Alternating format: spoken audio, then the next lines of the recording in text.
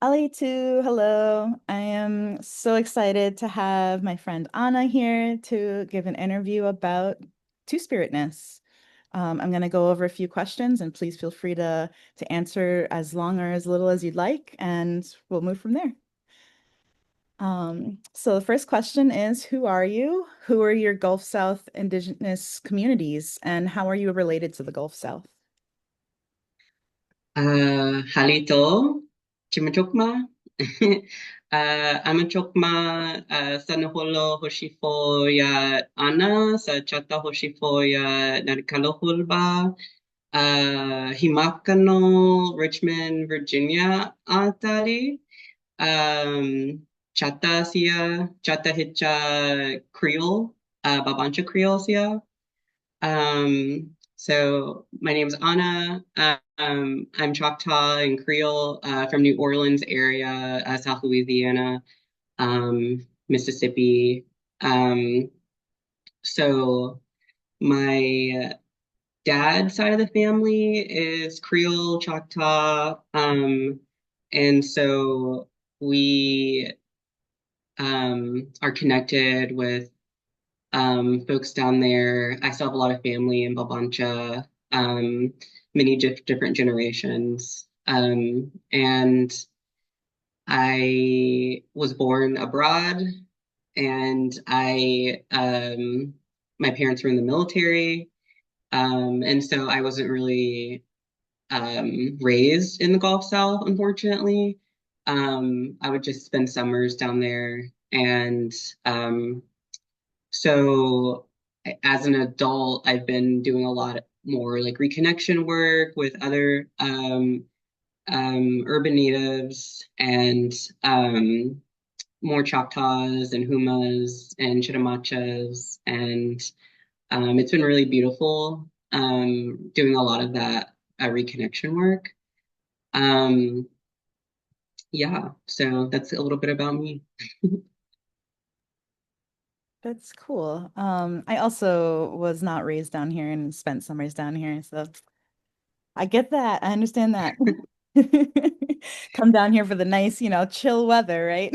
Yeah, the humid summers. I have a lot of family like all throughout the Gulf South region. So like we'd even spend summers like in Biloxi area as well. And I have some cousins that live in Pensacola.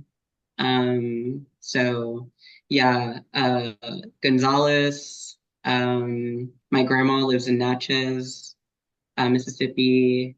Um, so like just all over. Wow, yeah, you got to actually have nice beach time. I only got to have beach time rarely because my family was so localized in one spot. Um, We would move like family reunions. We'd come down for like a family reunion, and every year a different branch of the family would host it. So that was like a way that I got to see a lot of different areas in the deep south, and even like in the Midwest. Sometimes we'd go up there because I have family that left during like the Great Migration time frame, and when a lot of like um, BIPOC folks were leaving the Deep South and trying to get away from Jim Crow, and we're going up north to like Chicago, Indiana, places like that, Michigan, Ohio, trying to seek a better life. Yeah. mhm. So my uh, second great grandparents are actually buried in Indiana, and they were both born in Mississippi. So Oh wow, thank yeah. you for sharing that. Um, So I'll switch backtracks into being two-spirit, I guess, although not that that's separate in any way, shape, or form. Mhm. What does two-spirit mean to you? Or alternatively, are there other words in your language or languages that you connect with around your queer lensed identity? Yeah, Two-Spirit to me means like having a little bit more responsibility to community, to our planet, to our ancestors, to all the spirits around us. Um, to past and future generations. Um, obviously, Two-Spirit is a umbrella term. And so, um, but into every community, it means something different. But I think generally speaking, that's like a very common like understanding of Two-Spirit is like just your role and responsibility within community, being like the bridge, whether that's like the bridge between genders or that could be the bridge between the living and the spirits. Um, so I feel really strongly about that. I didn't grow up um, in community. I didn't grow up like we were very separated. Like we lived like in the Pacific Northwest, and then we moved to like North Carolina, then we moved to the Midwest. And so but I was always queer. I was a queer child. Um, I identify as a trans woman. And so, um, but even before I transitioned, I was very queer. And I think that um, I kind of, even though like I wasn't in like ceremony as a kid, I think like my spirit has always been ready for that, for ceremony and for like more responsibilities to community. And so um, I know that there are some terms in Choctaw and Chatanumpa that we use to refer to Two-Spirit people.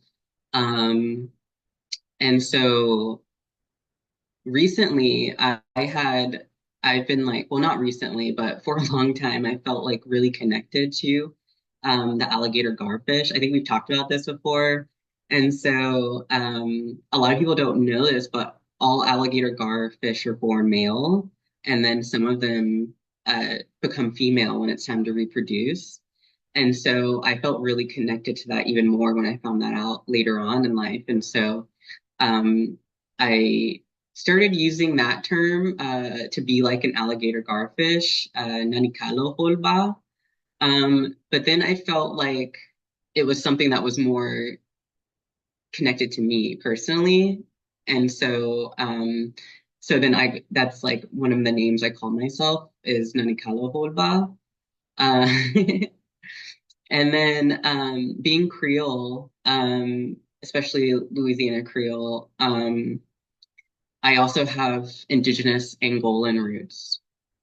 And so doing a deep dive on my Ambundu, Northern Angolan ancestors and culture, there's a very strong respect and high regard for trans femmes and gender nonconforming people.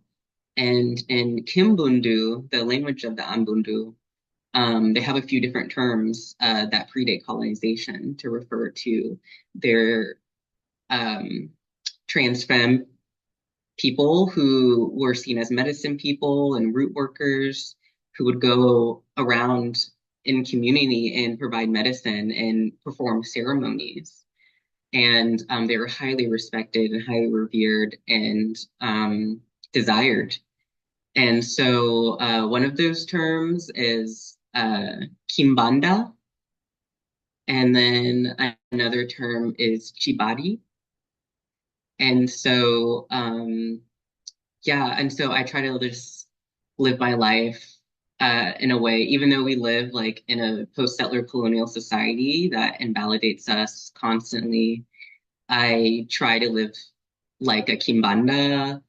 Um, or like trying to live closer to like how my ancestors would want me to live and take on the responsibilities that we're meant to have. I think there's a place for two-spirit people. There always has been, and we have roles and responsibilities. And so I think that just trying to bring that back is really important and trying to like create new things or maybe like new things that are inspired by old things, right? Because then they become the new old.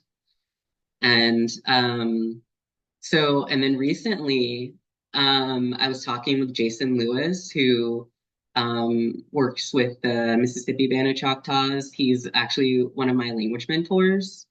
Shout out Jason Lewis. And he's amazing. And he is Oklahoma Choctaw, but has been living with the Mississippi Band of Choctaws for years now. And but he grew up in California. And so sometimes like I forget that because I'm just so used to like a lot of like and I mean a lot of native folks and people of color have like converted to Christianity or were converted and have like assumed some of those like um characteristics from Christianity that are not as welcoming and accepting. Um but I think also because Jason is from Southern California, like he kind of was like separate from that. So one day we were having a conversation and I had like a couple months ago, I had asked about like our Choctaw words for Two-Spirit. And I had asked like in like a online forum that we have to communicate with each other. And some people were like saying different words that they had heard, and a lot of people really didn't know. But a little bit later, Jason brought it up in conversation during one of our lessons, and he's like, you know what? Anna brought up a really good, like what Anna brought up, like has really weighed on my heart. And I think that it's so important for us to create words that really embody like the significance and honor that our ancestors had for Two-Spirit people, that in those words that we might not have anymore right now, but we can always like create those words. And so one of the words that he had been really ruminating on that he wanted to share with us, and he wanted us to debate about it, and then if it goes through enough people and everyone agrees, it could be added into the updated Mississippi Band Choctaw Dictionary. And so, do you want to know what the word is? So, so the word in Choctaw, hata, is like faded. In Oklahoma Choctaw, it means gray, hata.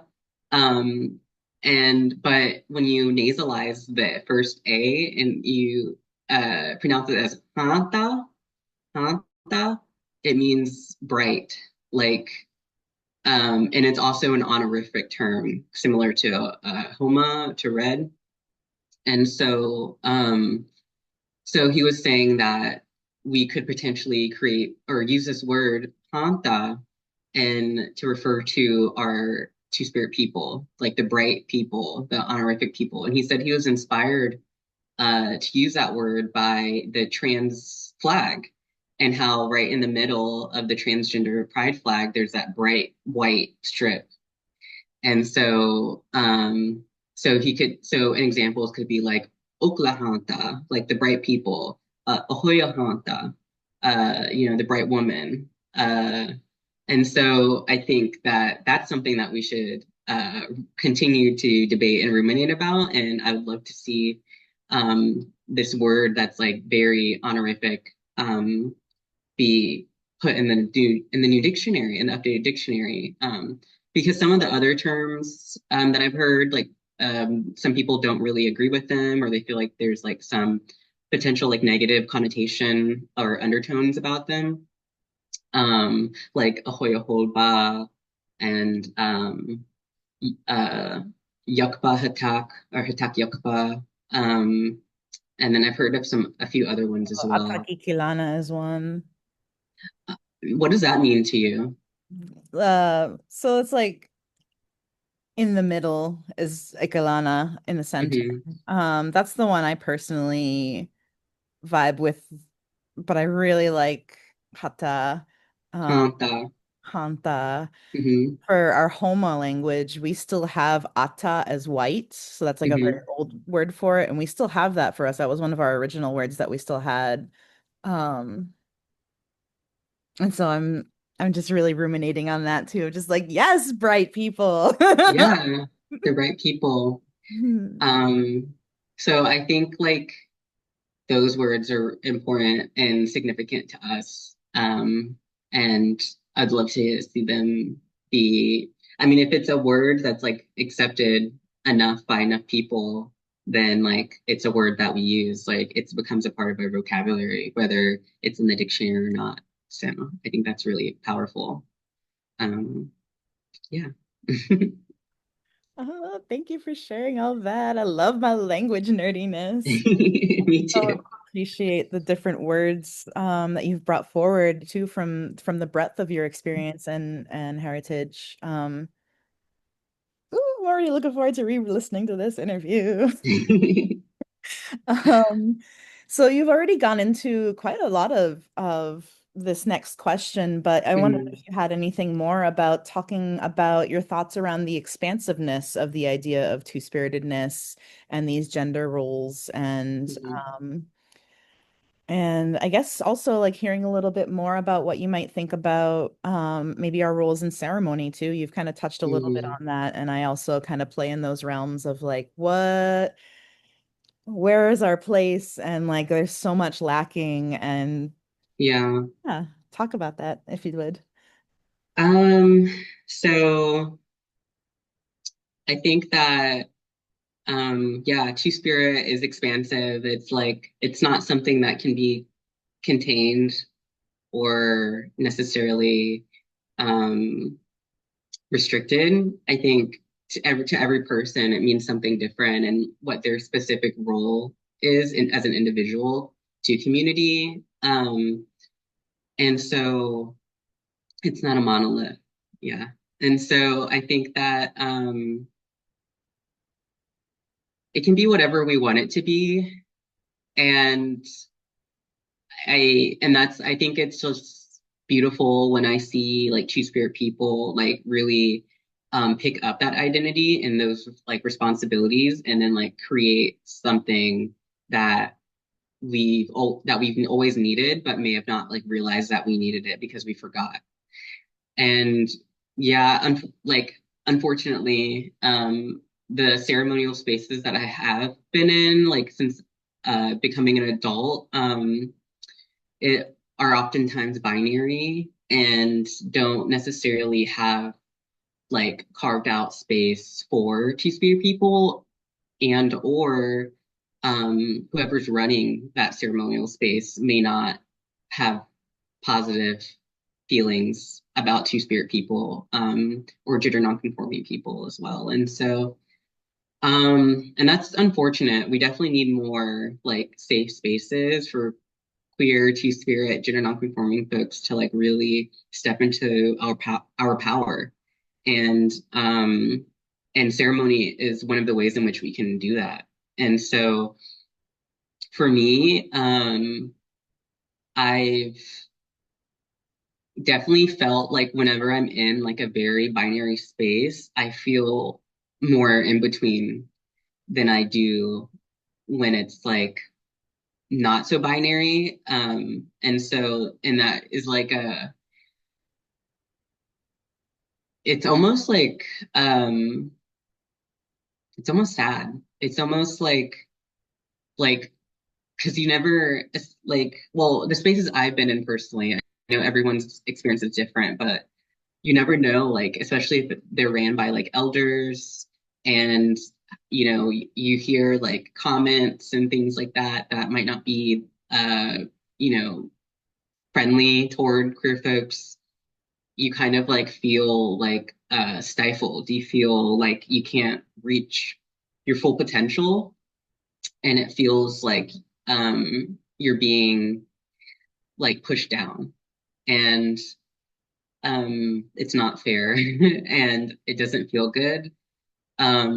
So for me, what I've kind of gravitated more toward is neither, because in the one of the ceremonial spaces I'm in, we do Lakota Sweat Lodge, and oftentimes we'll have two lodges running simultaneously, and one's the women's lodge and one is the men's lodge. And so it's like, well, by default, I'm expected to be in the women's lodge because I'm passable. And and so like, but for me, I think I've kind of gravitated toward uh caring for the fire instead of being in the lodge, right? And that's kind of like where I feel like that's my in-between space is like being firekeeper and praying to the fire, to the sacred fire, and like just providing medicine for everyone that way and being of service.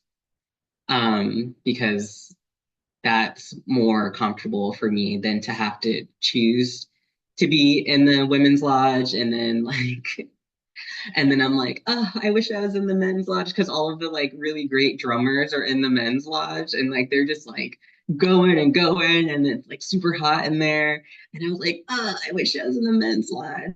And then the women's lodge, it like ends early and like it doesn't get as hot. And like the one I go to personally, I'm sure at other spaces it could be different or even opposite. But um and so I'm like, dang, I wish I could just like go in the men's lodge and maybe one day I will be able to like do that and like just be like when the women's lodge finishes early and they're all hot and tired and the men are still going, I'm like, let me go in there. Like, and so I'm hoping that that happens. And then other spaces I've been in, we just have like a mixed lodge. And I've been kind of becoming as I've continued to learn more like Lakota sweat songs and lead songs. I've been like one way in which I feel like my Two-Spirit energy comes out is like I'm allowing my voice to go deeper, like really deep, like the way that the men's do.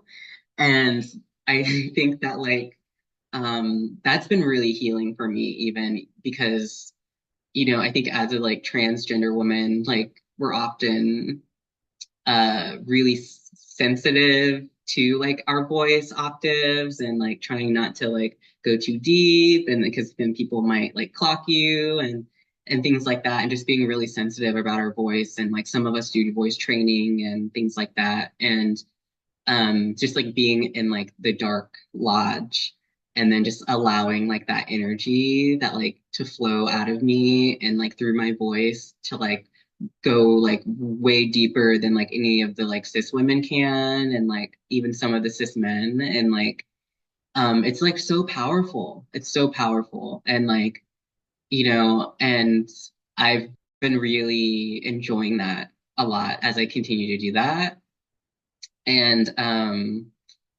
like I'm hitting like low octaves that I haven't like hit in years because I just haven't tried to do that or I have intentionally tried not to do that. And then just like being in that space is like so healing and so like so important for us. And so and I'm sure other people can feel that as well, the people that I share the lodge with. And so it's healing for everyone.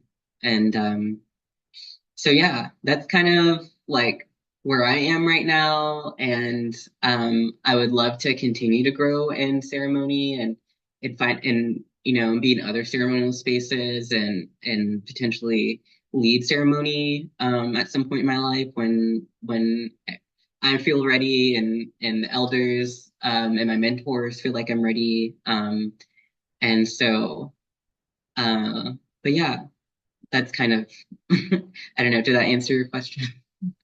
Oh yes, I mean your answer is your answer, but I was vibing quite a lot with your answer. I also feel best. I don't know, I'm very connected to firekeeping. Um Mm-hmm.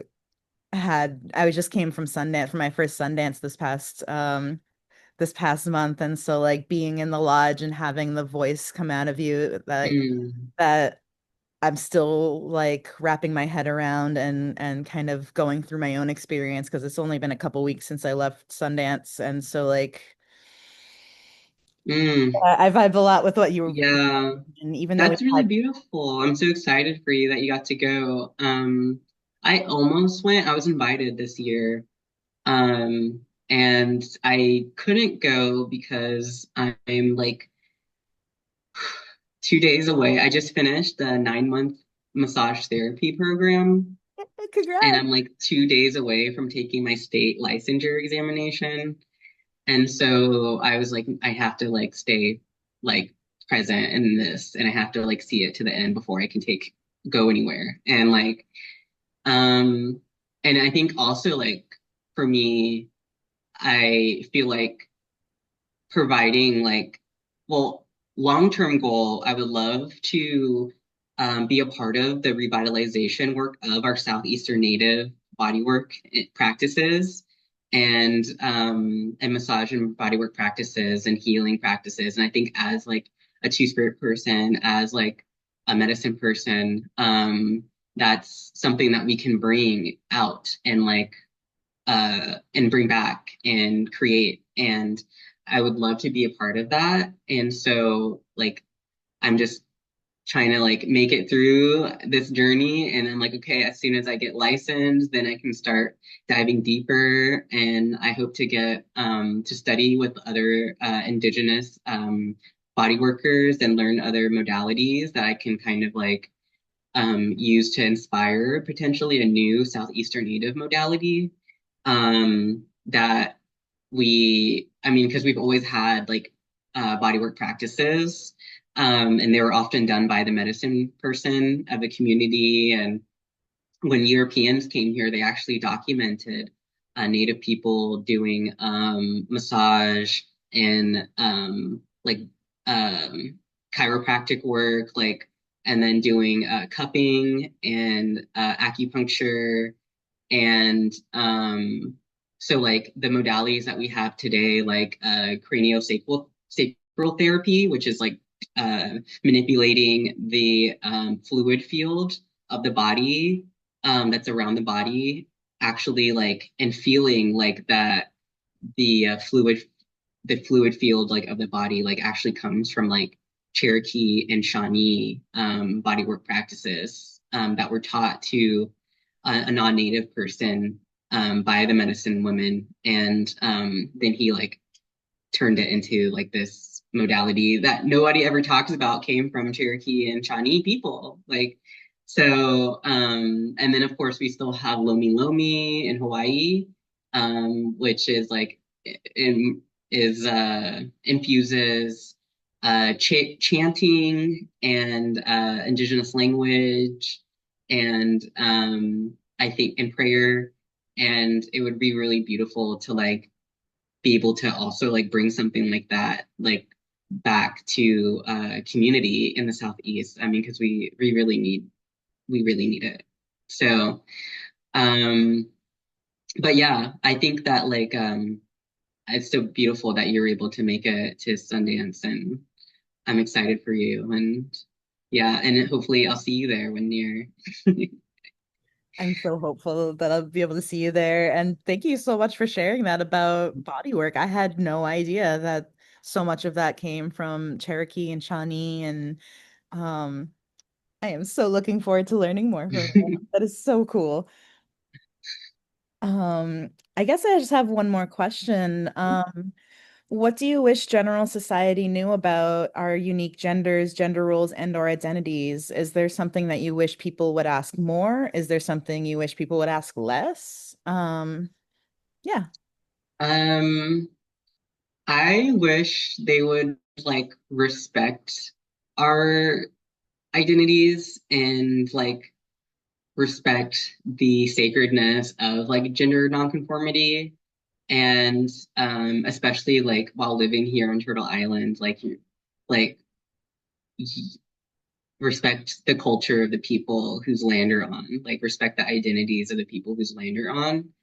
It's been like really sad and unfortunate, you know, a lot of the persecution against um two-spirit people, gender nonconforming people, in a place where we've always honored and revered those people. And um, so that's like, you know, the gist of I guess how I feel is like respect the sacred And yeah, definitely ask more questions, be open to other people's identities and indigenous identities and culture, and stop trying to brainwash us and erase us, and yeah, like give us credit. Um, so yeah, like there's so many different stories I hear of like people who are two-spirit who were like erased and invalidated, and like one of them is that I think about a lot is Mother George. And, you know, she was an Afro-Indigenous. Um, I believe she was Northern, uh, help me. Uh, I wish I could uh, top my head. she was like, it's believed she was like Northern uh, Shoshone and black, and she was like basically the like midwife for decades and decades, and she was a trans woman and two-spirit person, and like delivered so many babies, was doing so much birth work. And I think that that like really also speaks to like our roles within society and in community. Is like, you know, we've always had to do with life and death, and also the in-between space. And so I find her really inspiring. And then when it came out after she passed away, you know, I mean, before she passed away, everyone had so many amazing stories about her and how she saved like the life of parents and children and babies. And, you know, everyone was really, had so many good things to say about her. And then when she passed, um, and it came out that she was trans, like everybody stopped talking about her, and they stopped sharing the stories of how she saved their life and their life of their child, and like birth, and like helped guide like so many different births in that entire community, like thousands. And and then her story was just pushed down, and like if she had not been trans or two-spirit, like she would be in like a midwifery like curriculum, like, you know. And so and then as somebody like who has participated in birth work earlier in my life, I worked in labor and delivery and postpartum maternity. um I was like really, I think like I was led into that, just like into that work like so naturally, because like this is something that like our people have always done, like people like me have always done. We've always been involved in life, in the birthing process and death, doula, like you know, I honestly wonder if like our bone pickers were like two-spirit people, you know. And so I and I hope to get into death doula work as well. And so I feel like that is kind of a space where like a lot of two-spirit people can shine and like really come into their power. And so I mean, yeah, I could go on forever about that, you know, just even like two-spirit people having like a strong connection to the spirits. And then like, you know, we're taught that like in native wisdom, we're taught that like it's the birthing parent that goes into the spirit world to like retrieve the spirit of their baby and bring their that spirit back here. And like a two-spirit person like being able to guide that like just makes so much sense, like, you know. And so um I would love, yeah, I plan on getting back into birth work and death work as well. And um I've yeah. And so I feel really connected to that. And so I think that a part of like my revitalization work and like my reconnection work has also been really stepping into those responsibilities and into that space, whether mainstream society like feels like I should be in there or not. Um, and really like, yeah, like assuming my power. And so I recently I've been following like the Nchomwa podcast and now nonprofit work and which focuses on Southeastern Native tattoo revitalization work, hyper focusing on like Choctaw, Chickasaw, and so I not too long ago I received some of my first markings. Um, and so I prayed about it and I prayed about it. And I'm so glad that I was able to receive my markings from a Choctaw descended person as well. And and it happened just so like it was very like aligned the way it happened. And I was like in a circle and with other Choctaw people, and I was like, hey, does anybody know any Southeastern Native tattoo artists here? Because like here in Virginia, and there's not many Choctaws here, and so this lady, she like literally was like, oh, my daughter, and pulled out her daughter's card and like and handed it to me. And then that's how that happened. And so I followed up with her and yeah, and I received my markings and I'll show you actually. So my marking that I got is the Ogi. And I felt really I was like dreaming about Ogis. And I actually got it on this side too. So for that like a balance. And then I was dreaming about Ogis and just that the Ogi represents like the portal between the in-between space, between life and death, between birth and life. And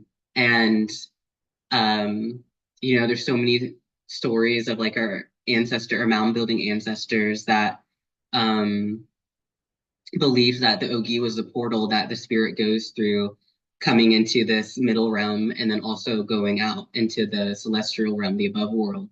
And so as a two-spirit person, I felt really connected to the Ogi.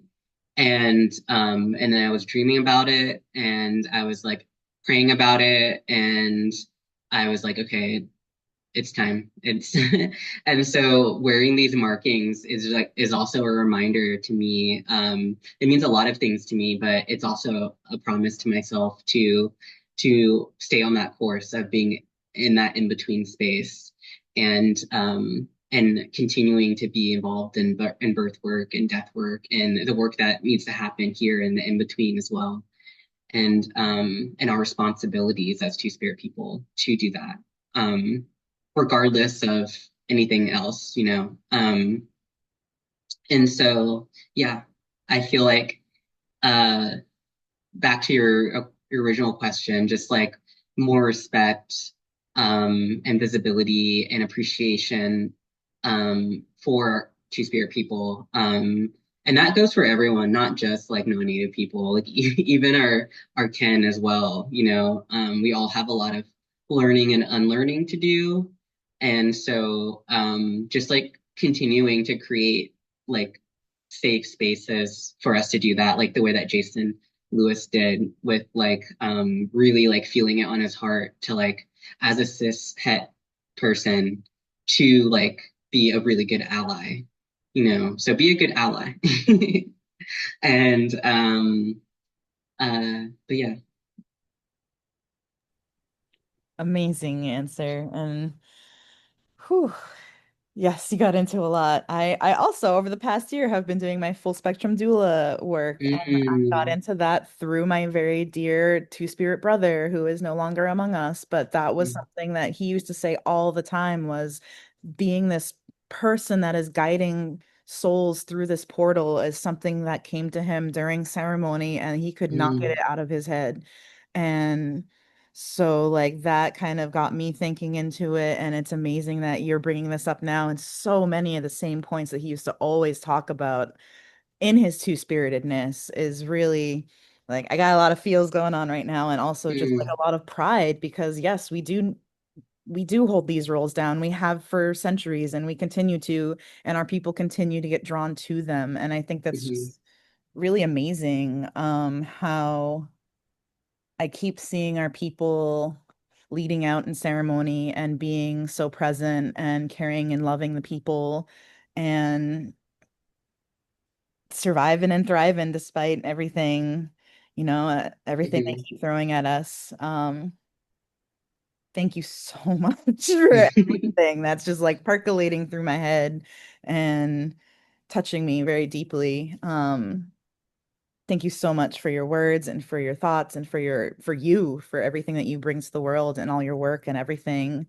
Um, yeah, I guess I'll leave you a little more space if there's anything else that's like you want to shout out or talk about or anything.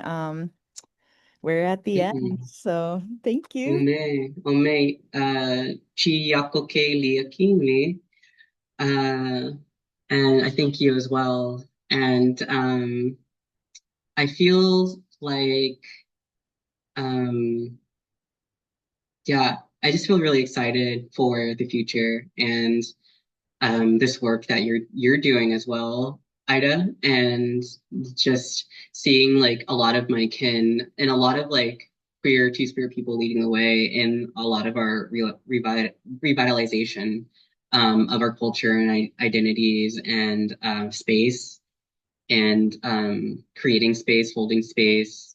Um, and yeah, it's so important, so inspiring. And I told myself, I like promised myself, like, because I don't live like in the homelands right now. I mean, I live on Turtle Island, so everywhere is like our homelands, but I don't live in Choctaw homelands right now. And um, but I promised myself that but by the time we hit the 200th year anniversary of forced removal, which we're coming up here in about 5 years, I plan on being back in the homelands and like really setting down roots.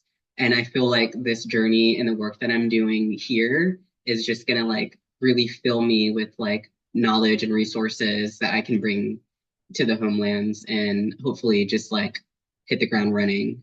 And so I encourage all Native people, like in Native diasporans, like uh, go back to your homelands if you're able to. Like if you have the ability to um, return home. Like we need more of us doing this work, and because um, this occupation has worked so hard to invalidate us, as like when I think about my ancestors that were so invalidated, like by this occupation, by the U.S., by Jim Crow, to the point where I have ancestors and relatives that no longer identify as Native or Choctaw, and so I because like that was the goal of colonization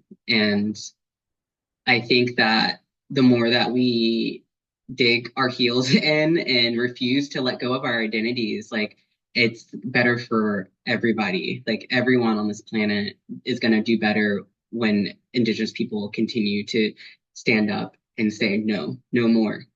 And and so yeah, I mean, if I think I'd like to end on that. Yeah. You'll cook it too, and we shall.